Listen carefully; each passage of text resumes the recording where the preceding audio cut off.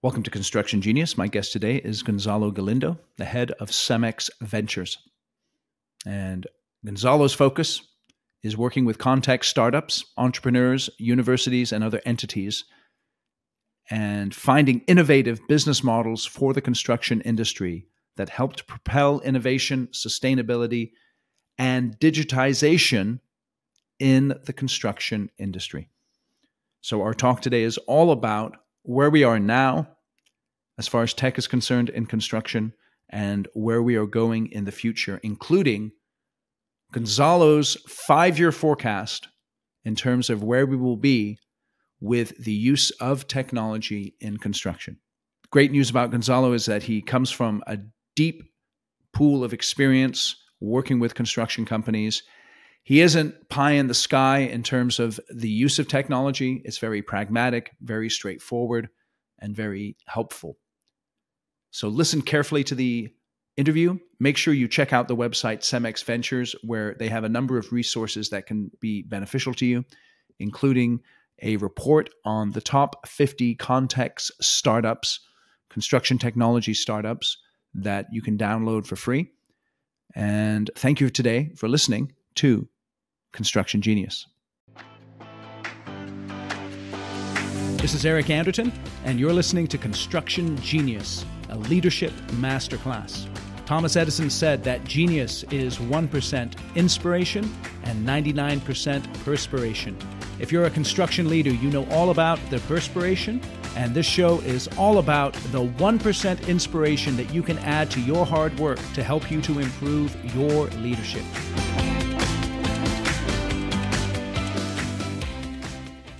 Gonzalo, welcome to Construction Genius.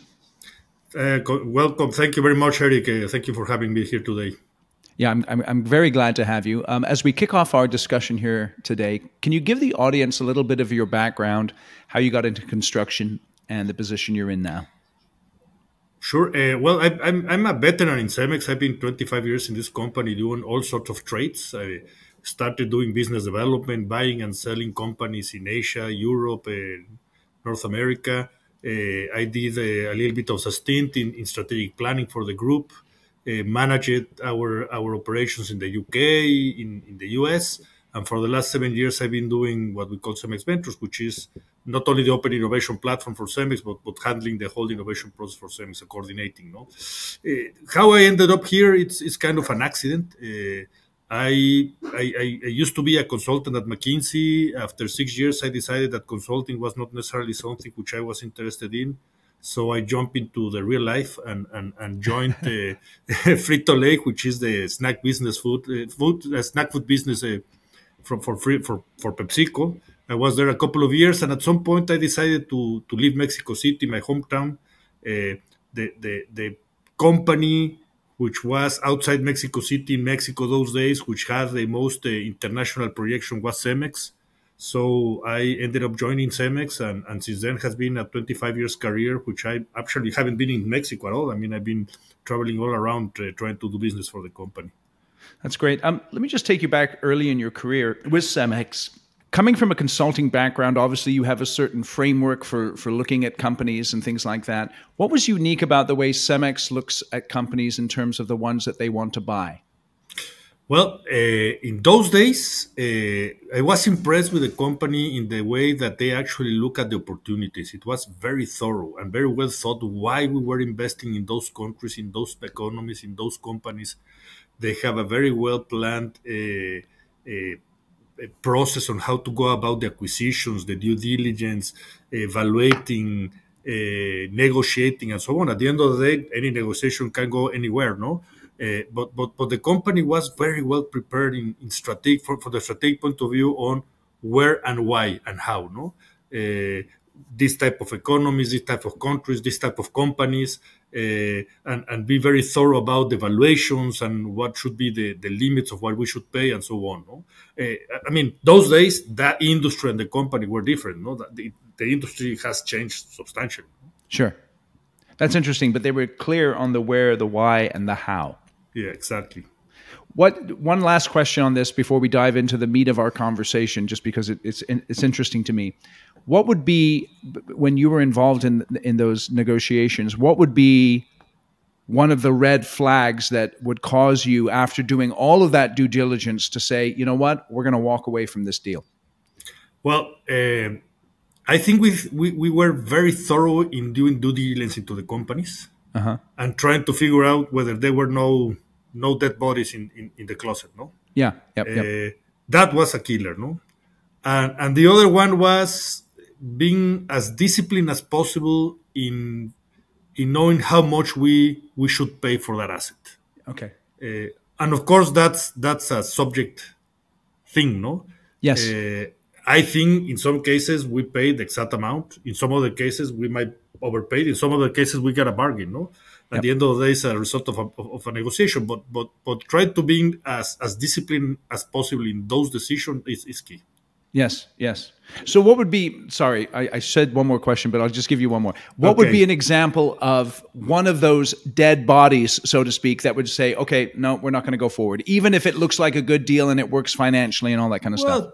But from the technical point of view, you find something in the assets that it's out of whack. I mean, for example, if you're analyzing a cement plant, the cement plant lives from the reserves of raw materials that you have, and probably their calculations say you have 50 years, but you do the calculation that you said you have 5 years. I mean, you're not going to buy a cement plant for 5 years, no? Yep.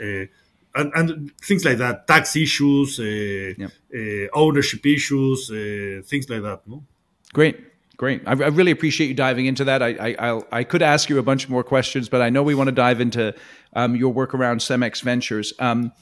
So obviously, construction technology is something that is on the mind of every single construction company owner. There's a bunch of activity going around the industry in terms of improving the efficiency.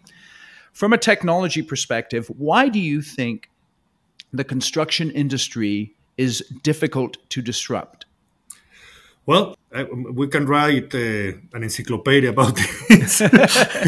Several factors around it. No, look, at the end of the day, the construction industry is probably the most diverse industry in many ways. No, talking about construction in one country can have different shapes and forms of construction. I mean, one thing is building a bridge or a high-rise building. Another thing is building 5 houses in a condo.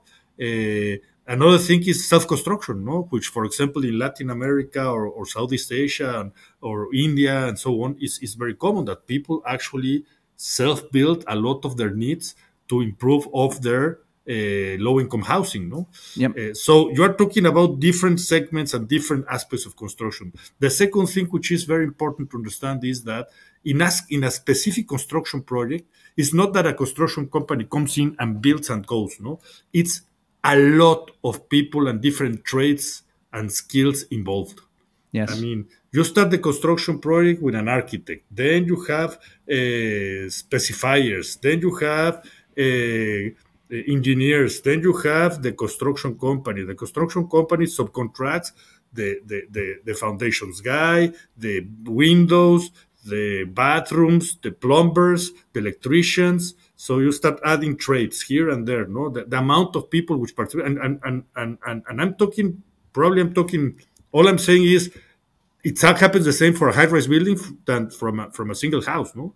And start adding, and then somebody which comes in and do the finishes and the painting and so on. So really coordinating all that is a mess. Then you have other industries which are participants in the system, like us. I mean, we're a building materials company. We don't necessarily build anything, but nothing is built without us. Yes. No? So then we come into terms. No, then the supply of materials, the supply of services. No, if you ask any single job site manager today, one of the number 2 or 3 key questions he will be asking is, where are my materials? And where are my materials? He doesn't mean where are they. Is when are they going to arrive, and are they going to arrive in quality and on time and in cost. No, so you start adding complexity.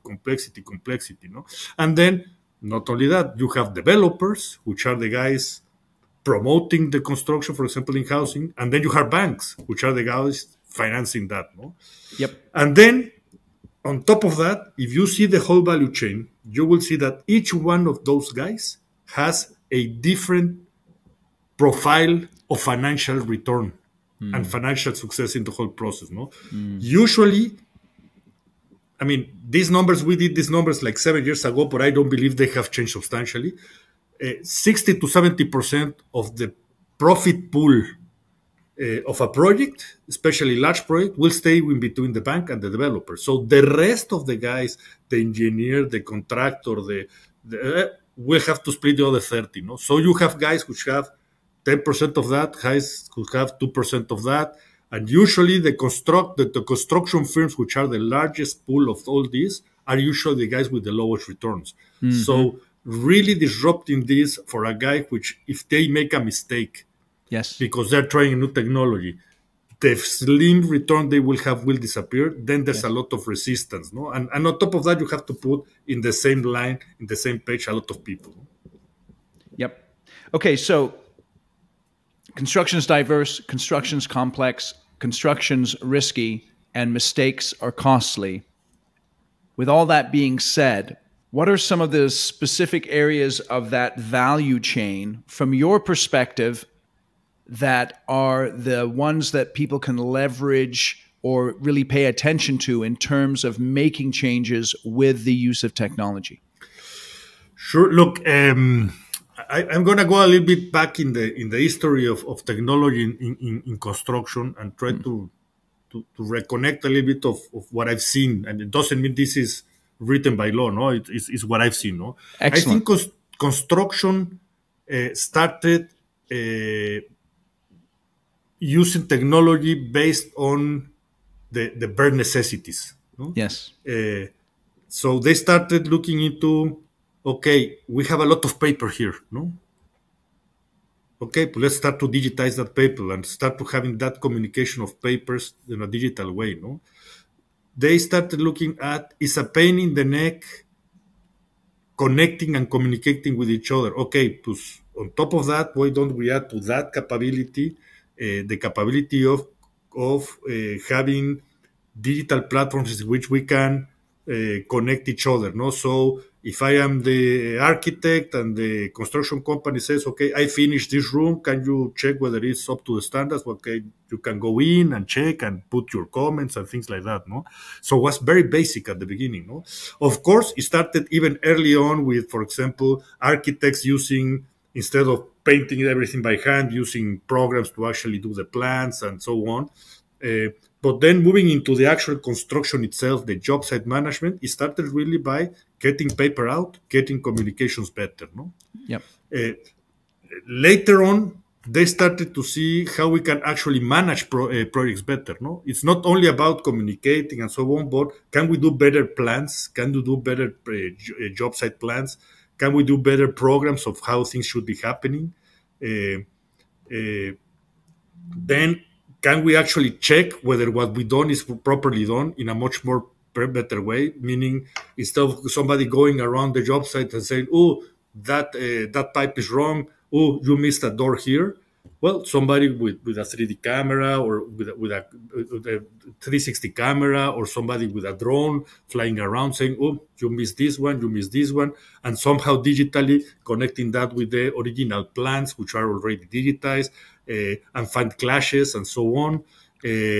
And that's what has been happening probably over the last 7 years, no? Really adding digital technologies to actually execute, supervise, and plan better a job site, no? Mm-hmm. So where we stand today, and probably I'm missing a couple of other capabilities, but in basic terms, that's what has been happening over the last 7 years and a little bit more probably, no? Where we stand today, I think today those which are really interested in moving forward the disruption and digitalization and influence of technology into a construction project are thinking more about can we use robotics better? Mm-hmm. It's difficult to use robotics because a job site changes every day. Yes. It's not that you put a robotic one day and no, it changes every day. You will have to start moving the robot to gear around, or the robot has to have certain capabilities to move itself. What about we start using the data we're generating already, mm-hmm. and start to creating better ways of thinking about the next steps, and more artificial intelligence and prediction of how to control the jobs up better. Um, the other thing is sustainability, and this is something which is going to start growing very fast in certain countries where regulation will start being very, very tough on that. No, how Yeah. about the embodied carbon of the building? How about the electricity efficiency of the building? Can we, since day zero, even 2 years before we actually start constructing the building, can we do something in terms of the materials, the HVAC, the air conditioning that we're going to do, the piping that will improve all that, how we can compare materials here and there with embodied carbon, environmental product declarations, and things like that. All that will be trends that moving forward will be very important. But still, I think we need to come into terms with a couple of things. One is how we gonna manage better and improve the supply chain of projects.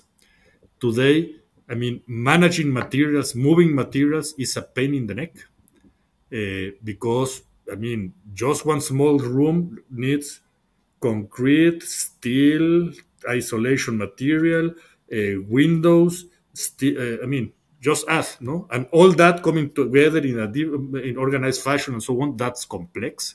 Yep. That has to be. And the other is there any way we can build better? I mean, change completely the way we build. No? There's a lot of efforts in the past, and in some countries they have been fairly successful in using industrialized construction, offsite construction, meaning Yep. doing a window, doing a wall here, and so on. But in real fact, is it hasn't taken off so strongly and fast as probably the whole industry would like wanted. No, Yeah. but the fact is that skilled workers will be in shortfall in the future, and sooner or later we will have to think about different ways of actually building. No? Yes. Okay, so that's a great overview there. We start with communication, using technology to help with communication, and those main areas there that you talked about there: robotics, data analysis, sustainability, the supply chain, and then building better through industrialization of the construction processes.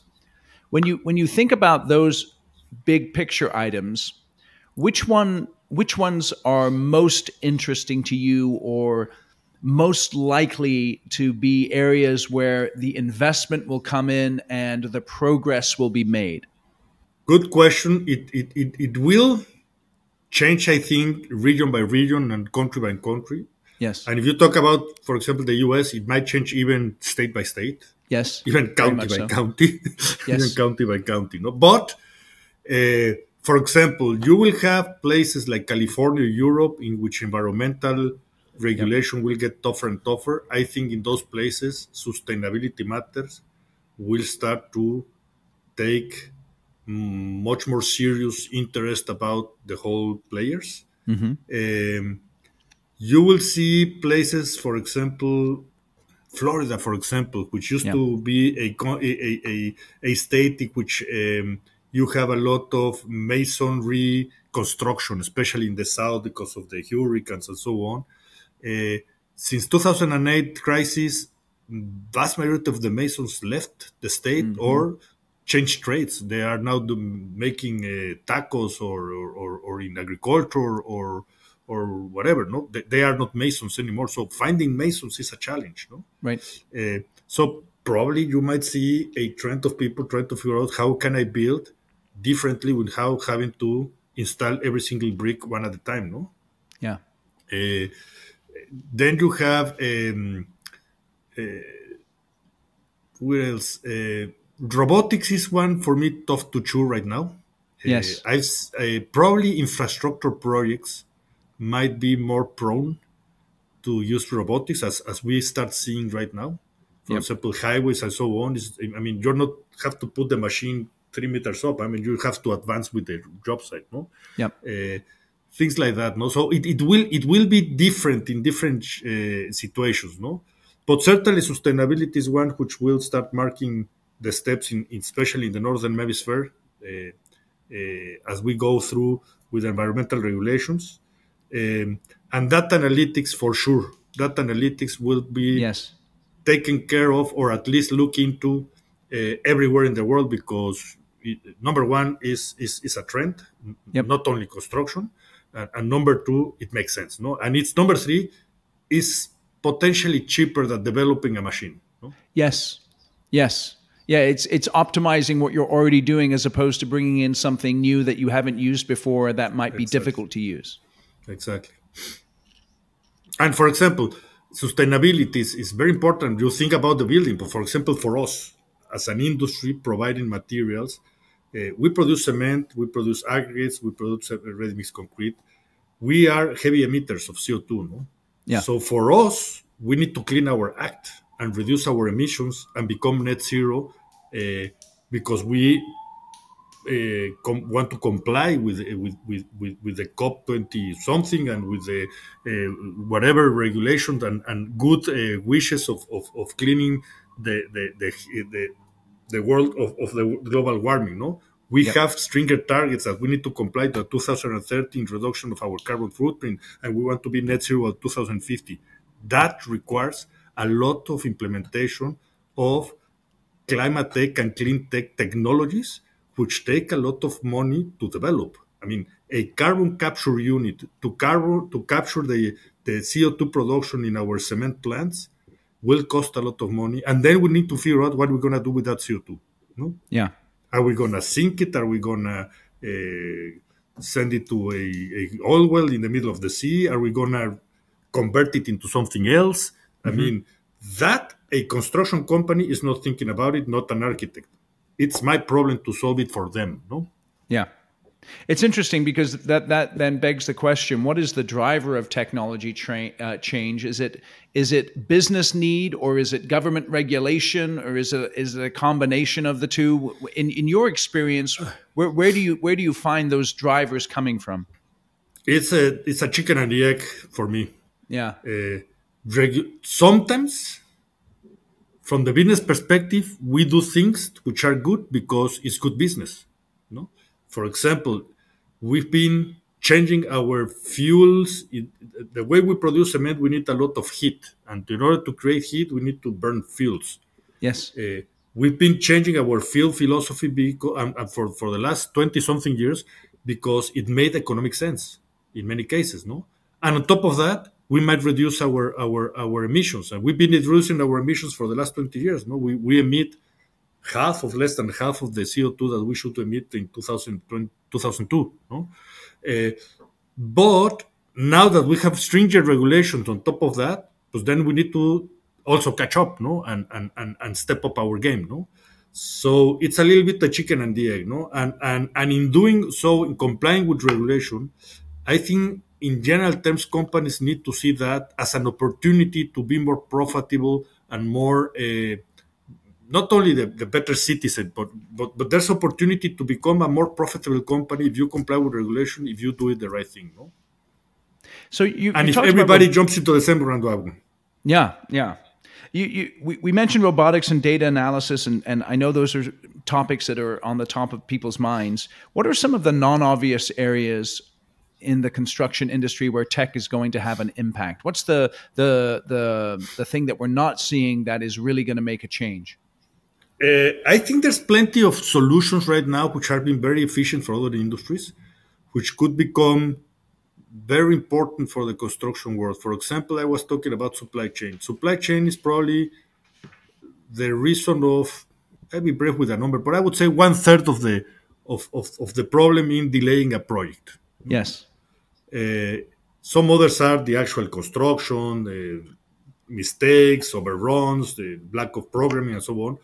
But at the end of the day, all that happens at the job site, and then you have the supply chain of materials coming back and forth. No, so then you have to deal with a different world. It's not about masons, it's not about plumbers, it's about trucking, it's about logistics, it's about drivers. The US right now has a shortfall of drivers, which is dramatic. So putting that together in order is a challenge. Yeah. Because it's not the same to transport a ready-mix truck that a truck with glass or a flatbed with cement bags or steel or a container with tiles. I mean, it's so diverse, no? But at the end of the day, you need to start using some technologies like last mile delivery, like logistics algorithms, AI as well, to actually start to make that make more sense. No, the problem with that is that it's a much more deconstructed value chain, no, because it's Yes. not that. For example, in our case, we might have tens of thousands of trucks in the street, but those tens of thousands of trucks might move only like 20 or 30% of what we need to move. We need to tap into trucking companies, which might be big or one man show. No, so putting all that together in a digital solution which can help us do that more seamless is not necessarily a walk in the park. No, Where do you think? So in the chain of construction, who should take the responsibility for the improvement of the supply chain? Because a contractor is saying, "Well, what can I do about the supply chain?" no, I think those guys are already full of problems to take. It's our problem. Yeah, It's the supplier's problem. yeah, yeah. That's interesting.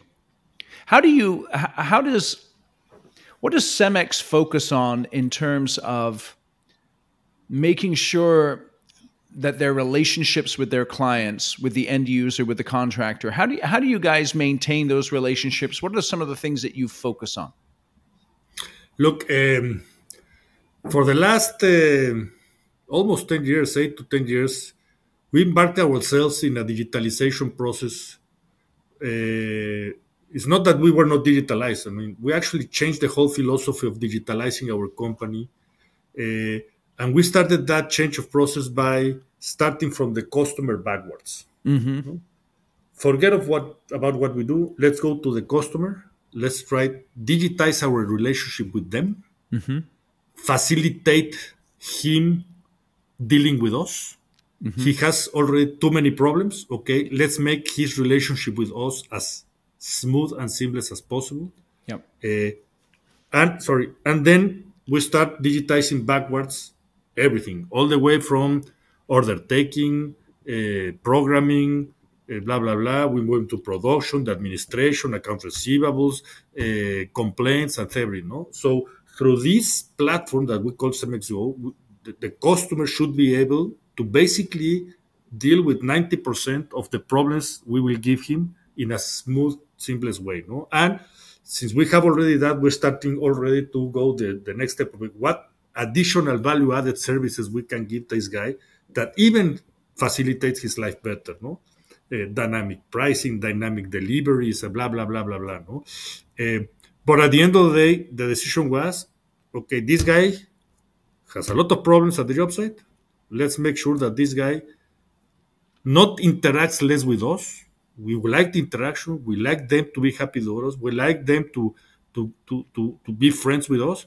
But let's make sure that the nuances of dealing in a transaction are solved. Nuances of ordering are solved. Nuances of claiming about something went wrong are solved as simple as possible. No?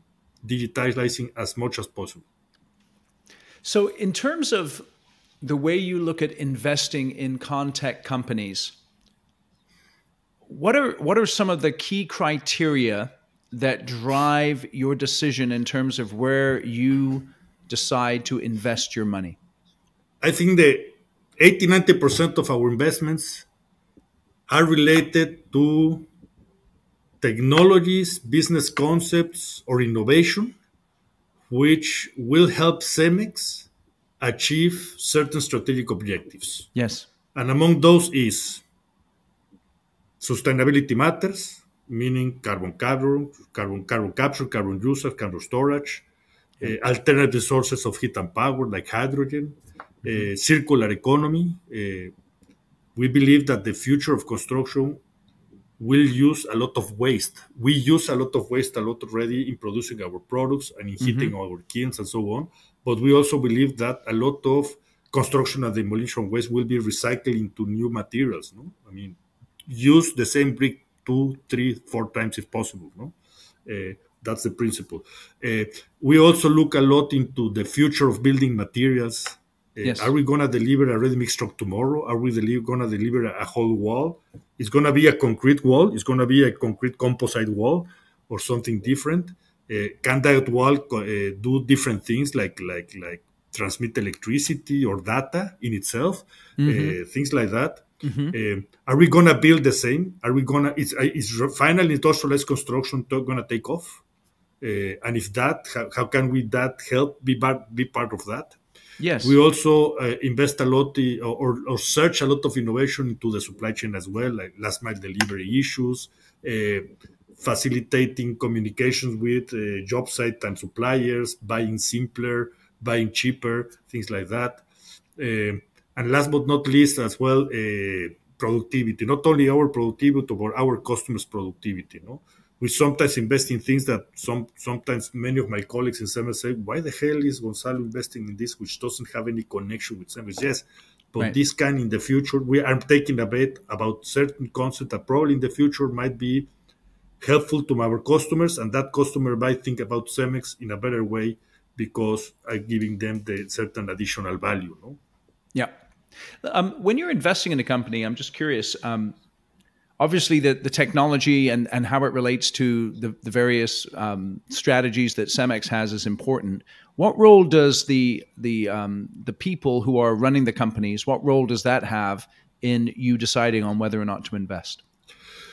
It has a lot. There are certain areas of our investments which, from the technology point of view, are so specific and so complex that, and I cannot claim to be an expert to understand them fully. No, so we rely a lot on our R&D people, our engineers, to help us evaluate those technologies and so on.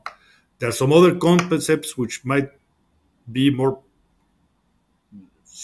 which I might believe are more easy to understand, and I might believe which are a good solution. But at the end of the day, if the guy in the street, my salesman, my logistics guy, doesn't agree with me, I'm just gonna hit the wall. No, Right. it sounds very easy and romantic, but in practical terms, it's not a walk in the park to actually sit down with those guys and tell them, what about you going to start using this instead of what you've been doing for the last 20 years? Yep. That's a different ballgame, no? Yep. Yeah, that's interesting. So that leads me to another question then. What are some of the biggest mistakes that you've seen construction companies make when they are evaluating or implementing new technology in their business? As I mentioned, especially construction companies, which are the guys with the slimmest margins in the whole value chain, they tend to be very, not all of them, because it has changed, but they tend to be very cautious about testing new technologies because know that if something goes wrong, it might cost them dearly. No, and secondly, usually a construction job site goes, I mean, very tight on schedule. No, so stopping, connecting, and testing something new, it's not necessarily something a job site manager will be very willing to do. Yes. No? Having said that, I think there are few construction companies, and not few, and there are more and more every day, that have been very bright in pushing things forward, in testing things, in implementing things. And what I think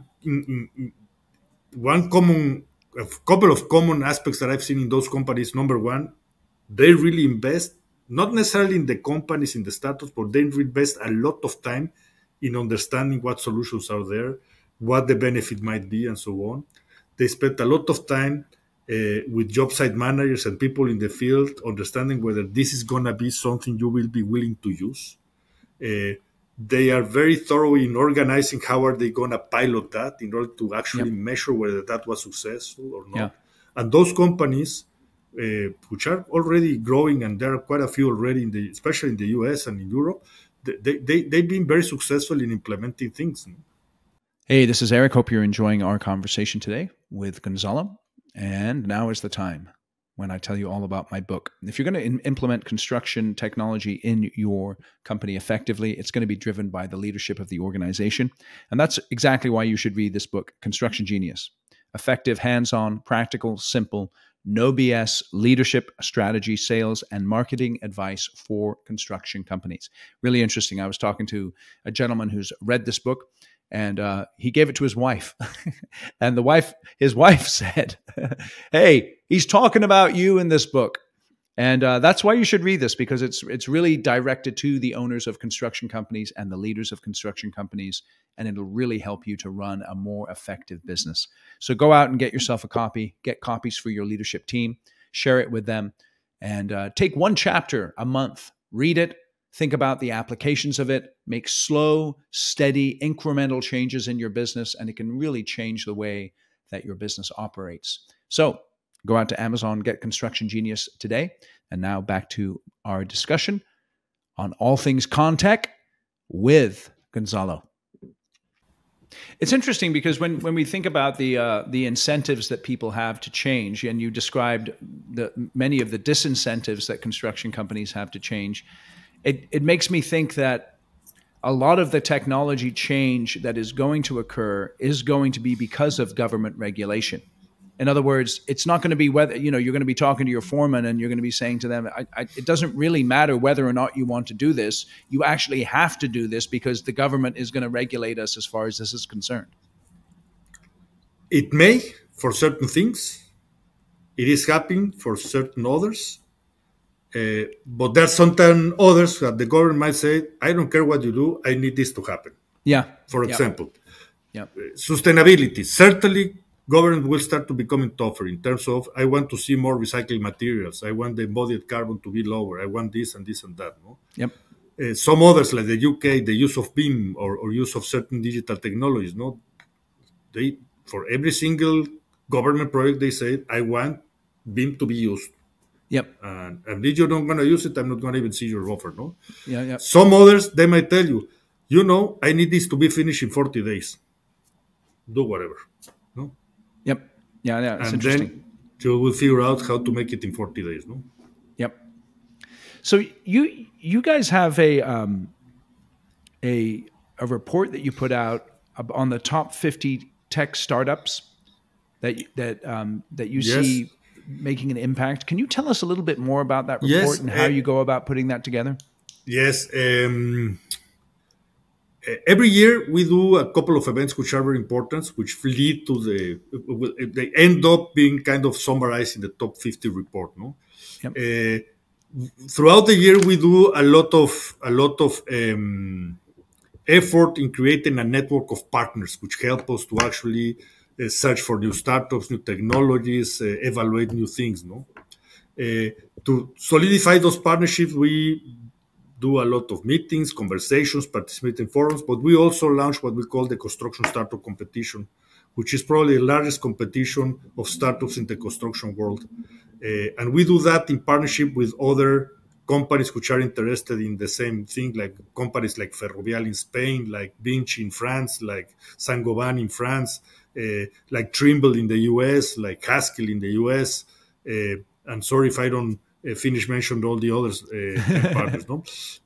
But through that, we end up evaluating 500, 600 startups every year and give us the opportunity to have an exchange of ideas and opportunities of what will be relevant for the different contractors, the suppliers, the digital providers, and so on in the future of construction. No? So based on that, we start narrowing down based on conversation of, we see every year close to 1,000 startups probably, plus the 600, blah, blah, blah. So we start narrowing as a team within CEMEX Ventures, and also sometimes conversation with those partners on which are those startups we believe next year will be the ones to watch. No? Yep.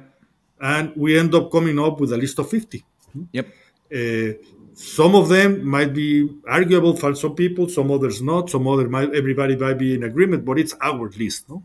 Yes. And we launched that list, which actually will be launched very soon now.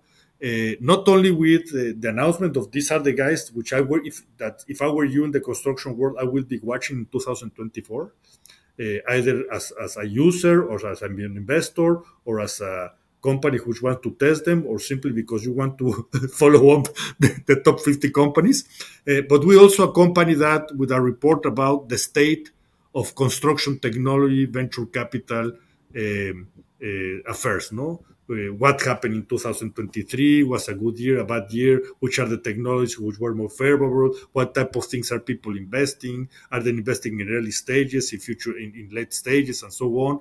And then we give an opinion, which is the opinion of Cemex Ventures, of what do we believe will happen with construction tech venture capital in 2024 this year. No, Yep. and we will be launching the top 50 report, which is probably the fourth or fifth report we launch in the next couple of weeks. No. Excellent, excellent. And so we will provide links in the show notes for people so that they can go out and take a look at that top 50 report and also learn more about the state of construction technology and things like that. All of that will be in the show notes. And hopefully they can give us feedback, because at the end of the day, giving an opinion about the future is an opinion. Yes, yeah, it is. I might be right, I might be wrong. So if people believe the opposite or agree with me, I will love to hear about it. Yeah, that's excellent. So then, in staying in the realm of opinion and speculation, let's do a little waving of magic wands. Based on your experience in the industry and where you see the investments coming and the changes happening, paint us a picture for what a job site might look like for a decent size commercial project 5 years from today, which is January 18th, 2024, as we record this. Okay, 5 years? Yes. Good question. I think there will be, the job site will look substantially more digitized than what we see today. We will see more robotics doing certain jobs, like, for example, drywall, or, for example, supervision or review of advance. I mean, you won't have one guy even working with a 360 camera. You will have a robot just taking picture and telling already report saying, that window is 5 millimeters away, things like that. I will see probably a much more seamless way of dealing with subcontractors for general contractors, and a much more seamless way for the whole guys at the job site in organizing and dealing with suppliers. Much more better organized in a digital way. We start seeing, for example, solutions which actually help general contractors to organize how suppliers will arrive, where to store the materials, how to trigger orders, and so on. That will be, for that specific job site that you're talking about, that will be kind of the norm. I think we will see a much more stringent mindset about health and safety. Yes. Doesn't mean it doesn't happen today, but it will be in crescendo. And last but not least, that job site will have sustainability credentials substantially better than whatever building is built today. Yeah. Not only from the design point of view, but from the materials point of view as well. What is the one area where you don't think progress is going to be made? I think supply chain issues are still going to take some effort to be solved. I think robotics will start making inroads, but as mentioned, with very simple tasks. Yep. I think AI will start to provide some solutions. The problem with job site, with construction in general, and it's also one of the issues why it's hard to disrupt, is that there are not two projects which are the same. Yeah, it's interesting. You can build a building here, and you can want to build the same building next door, and you will face a different problem. Yes. Something unexpected. Yep. Yeah, that's interesting. It seems like